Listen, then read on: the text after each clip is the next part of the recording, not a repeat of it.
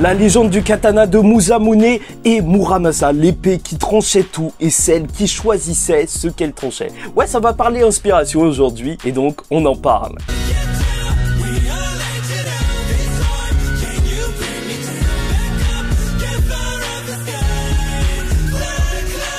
Mesdames et messieurs, ici Chage et on se retrouve aujourd'hui pour la review du chapitre 345 de Black Clover. Et j'aime ce chapitre, ça fait partie des meilleurs chapitres, les chapitres où Asta, il doute, parce que c'est vrai, c'est déchirant. C'est comme ça qu'on s'attache au personnage. Plein de doutes face à son frère Yuno qui aurait peut-être pu faire mieux. Et on va parler légende et compagnie. Et donc c'est parti tout de suite avec Ryu, justement, qui avait arrêté le combat Ichika Asta et qui avait demandé à Ichika directement d'aller se mettre à la capitale pour protéger justement le pays face au paladin. Sauf qu'il dira bien à Asta qu'il doit continuer de s'entraîner parce que ses ennemis sont beaucoup trop puissants. Ils sont capables de détruire un pays entier. Et déjà, juste ça, c'est vrai que c'est dingue. Ça nous donne plus ou moins l'échelle de puissance, ça y est, des paladins. Et c'est n'importe quoi en vrai. Parce que c'était Sœur Lily. Et Sœur Lily, bon, c'est vrai qu'on connaissait pas son niveau. Mais franchement, on va pas se mentir. On s'attendait pas à ce qu'elle puisse détruire un pays, même si elle a été augmentée. Donc qu'est-ce que ça ferait un capitaine s'il était augmenté par ses pouvoirs de paladin? Je te laisse imaginer. Franchement, j'ai très hâte de voir ça. J'espère que Lucius nous sortira des personnages un peu plus stock. Avec ses pouvoirs de démon purifié. Et donc il va demander à Asta de terminer son entraînement au plus vite parce qu'ils ont besoin qu'il combatte avec eux. Et ça, c'est déjà très intéressant parce que ça veut dire que, en soi, lui, il voit dans le futur. Donc les Ryuzen, je pense qu'ils auront vraiment besoin de lui et ça veut dire qu'ils ne sont pas au niveau de ces paladins. Ok, ça c'est noté. Et là on retrouve Asta en plein entraînement dans un endroit assez spécial qui est assez beau à voir avec Takeyoga et c'est lui justement qu'il est en train de combattre, le plus fort des Ryuzen. Et tu vois qu'il est vraiment fort, mais fort physiquement. Il donne des coups avec justement son épée, peut-être en utilisant le Zeten, mais il pète des escaliers, ça pète de partout et il dit que lui aussi il aurait aimé rejoindre le combat, mais on lui a donné la tâche d'entraîner Asta et c'est pour ça qu'il le fait, parce que c'est Ryu qui lui a demandé. Et encore une fois, t'as en fait cette fidélité qui est montrée par rapport à l'empereur mage de ce pays. Et c'est peut-être ça, en fait, la vision que Asta doit le plus acquérir dans ce pays. Parce qu'au final, à Clover, on lui avait dit justement qu'il fallait être le plus fort, faire des faits remarquables. Ici, la logique pour devenir le shogun, l'empereur mage, elle est totalement différente. En fait, c'est d'avoir la confiance même des gens les plus forts. Et normalement, Ryu n'est pas un combattant.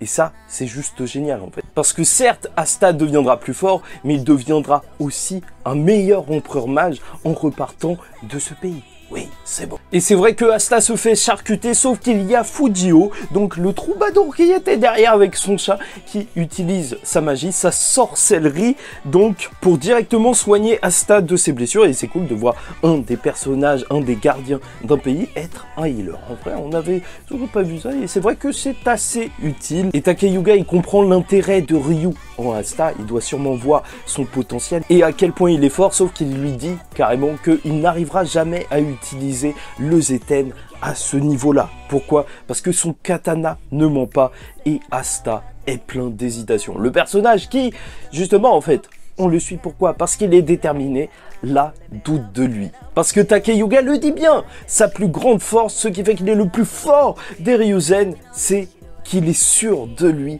et qu'il est donc capable de tout découper. Voilà, il te le dit. Ça se trouve qu'il n'a jamais vu un mur en métal ou je sais pas quoi, mais il s'en bat les reins. Il te dit qu'il est capable de le découper. Il est capable de tout découper. Et il dit ça en découpant le petit frigo alors qu'il était en train de se protéger. Bon, après, je sais pas pour vous, mais moi, il me donne une vibe un petit peu d'escroc. Tu sais, les gens dans le développement personnel qui essayent de te dire oui, non, si tu n'y arrives pas, c'est parce que tu ne penses pas y arriver.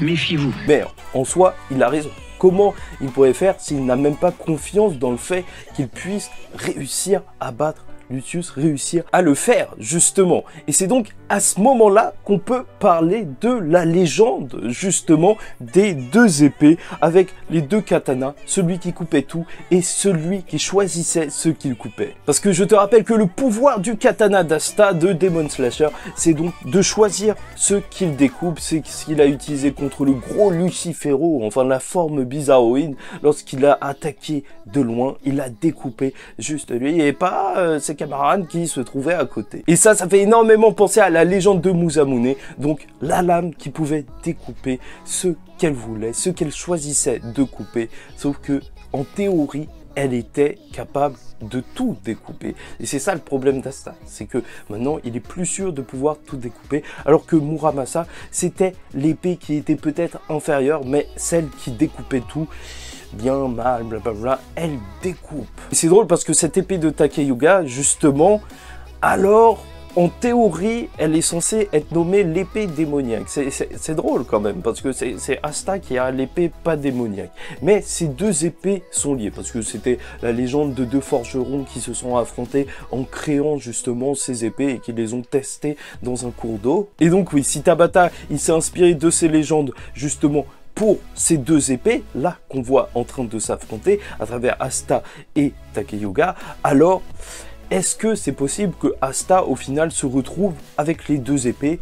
Peut-être bien, je ne sais pas, où on peut réellement en venir. Est-ce que ça veut dire que Takeyuga, il va suivre Asta et rester en sa compagnie, étant donné que maintenant, on sait qu'il y a un certain lien même entre les deux, entre leurs deux manières de combattre, entre leurs deux épées, même si c'est un lien symbolique, hein, on est d'accord, ils n'ont pas été construits au même endroit ou je sais pas quoi, c'est juste que, voilà, ils sont inspirés des mêmes choses, donc peut-être que le personnage de Takeyuga, on le verra beaucoup plus que ce qu'on croit, peut-être juste qu'il va mourir et donner son épée, voilà, et en fait, tout peut se passer, mais c'était juste, voilà, petit point histoire, parce que souvent, les inspirations, ça fait justement l'histoire par la suite. D'ailleurs, n'hésitez pas à liker ou disliker la vidéo, commenter, donnez-moi votre avis sur ça en commentaire, et même vous abonner pour remercier le travail de recherche, parce que oui, on cherche quand même ici un petit peu, oui, on le fait. Mais bref, revenons-en au chapitre, et si Asta doute, c'est parce que, bien évidemment, il a perdu face à Lucius. Il n'a même pas réussi à sauver Sister Lily, et Ichika l'a battu. En fait, il enchaîne défaite sur défaite, et il se dit, au fond, qu'il est peut-être même pas capable de devenir empereur mage. Et rien que là, de lire, ça fait mal. Je vais pas te mentir, ça start. Et c'est une belle déclaration et à la fois assez triste, parce que bien sûr, il parle de son frère, tu vois, qu'il l'admire et qui se dit que justement, Yuno, lui, il aurait réussi à sauver Sœur Lily, il aurait réussi à faire quelque chose, et ça c'est beau, mais c'est triste que Asta, justement, il n'ait plus confiance en lui. Et bien sûr qu'il a raison de douter, parce que pour nous, en fait, il s'est rien passé, mais je vous rappelle que Adramelech a dit à Lucius que Yuno était devenu juste surpuissant, qu'il était capable de dégommer des démons juste en un seul coup. C'était devenu n'importe quoi, même si on l'a toujours pas revu. Et même, Lucius, il a dit quoi? Il a dit que son obstacle, c'était Yuno au final. Il s'est débarrassé d'Asta au tout début de l'arc et je me demande même si il n'a pas fait ça juste parce qu'il n'y avait pas Yuno à côté, il avait attendu ce moment-là.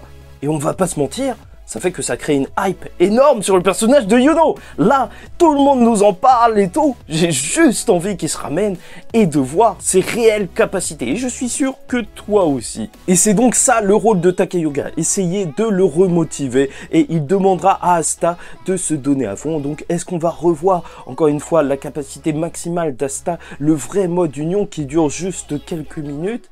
J'espère bien. Mais je vous avoue que j'aurais bien aimé que Noël soit là pour essayer de redonner un petit peu de courage à Asta, vu que la dernière fois, c'était Asta qui avait redonné du courage à Noël. Et tu vois, je trouve que ça fait un bon développement en parallèle. Mais Noël n'est pas là, donc elle ne peut pas le faire. Asta devra se bouger tout seul. Et j'espère que Libé aussi il va dire un petit mot, parce qu'on le voit pas trop là en ce moment. Et du côté des paladins, déjà on voit que le dragon à 5 têtes, bah il a une tête différente partout. Ok, ça y est, c'est noté. Et Ichika, elle va directement lancer sa camarade Ryuzen Kezuka parce qu'elle est en train de flipper, elle est en train d'hésiter et elle va lui dire de sortir son épée et d'aller attaquer. Ok, déjà leur nom, il est super long, super compliqué. J'essaye, je fais semblant, hein, j'ai des notes parce que sinon je ne retiendrai pas, je vais pas te mentir. C'est très très chaud là. Et tu vois, elle a une personnalité un petit peu à la Zenitsu. Dès qu'elle va enlever son épée, ça y est, c'est plus la même personne. Elle est super déter, mais bon, c'est pas complètement Zenitsu parce que là, elle est carrément assoiffée de sang. Elle fait flipper et d'un coup, juste en dégainant, elle va couper un bout de corne à Sœur Lily. Et ça, c'est juste énorme. Et ce qu'on peut noter aussi quand même, c'est que le bout de corne, il va repousser. Enfin, on voit en fait qu'il est en train de se soigner. Donc on peut estimer peut-être que les paladins, en fait, ils se soignent automatiquement. Et ça, c'est juste terrible. Mais bref, on le sait, on nous l'a dit lors du chapitre. Ryu en a eu la vision. Ils auront besoin d'Asta. Donc, il est temps pour Asta de se regonfler, de faire quelques pompes et de se ramener avec le Zeten pour sauver Sœur Lily. Et ça, j'ai très hâte de le voir.